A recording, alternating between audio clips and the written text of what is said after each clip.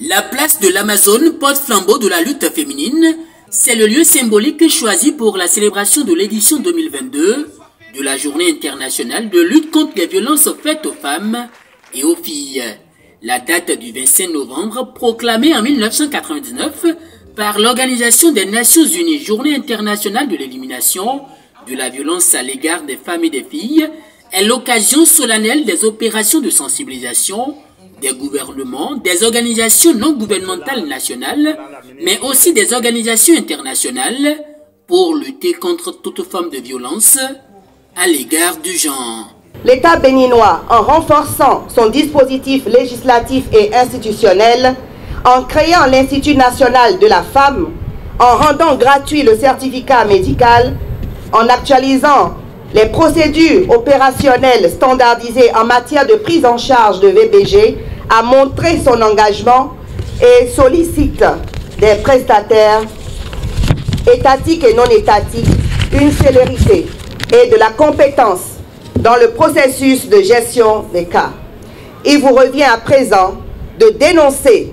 de refuser la fatalité et de collaborer à la lutte sans merci pour que notre pays engage de façon définitive contre les VBG. La violence à l'égard des femmes et des filles constitue en effet l'une des violations des droits humains les plus répandues et les plus dévastatrices dans le monde. Au cours de la première année d'exercice de l'Institut national de la femme, nous avons recensé 156 plaintes. Nous avons remarqué que le nombre de ces plaintes s'accroît chaque mois avec plusieurs cas de viols sur mineurs, d'agressions sexuelles aggravées, de violences patrimoniales et j'en passe. C'est dire que le phénomène a la carapace dure et il n'y a que notre engagement pratique et notre mobilisation continue pour le vaincre. Et c'est pour cette raison que je voudrais que l'édition 2022 des 16 jours d'activisme contre les violences basées sur le genre soit l'occasion pour chacun et chacune d'entre nous d'entrer en dialogue intérieur avec soi-même pour clamer d'une voix silencieuse mais audible ce qui suit. Même la plus insignifiante VBG ne passera pas par moi. Au cours de cette journée qui met l'accent sur le droit fondamental de la femme à la liberté, diverses activités sont donc organisées en vue de sensibiliser sur la thématique, tous unis l'activisme pour l'élimination de la violence à l'égard des femmes et des filles. La municipalité de Cotonou, je voudrais vous rassurer, est déterminée à soutenir et accompagner au niveau local tous les efforts,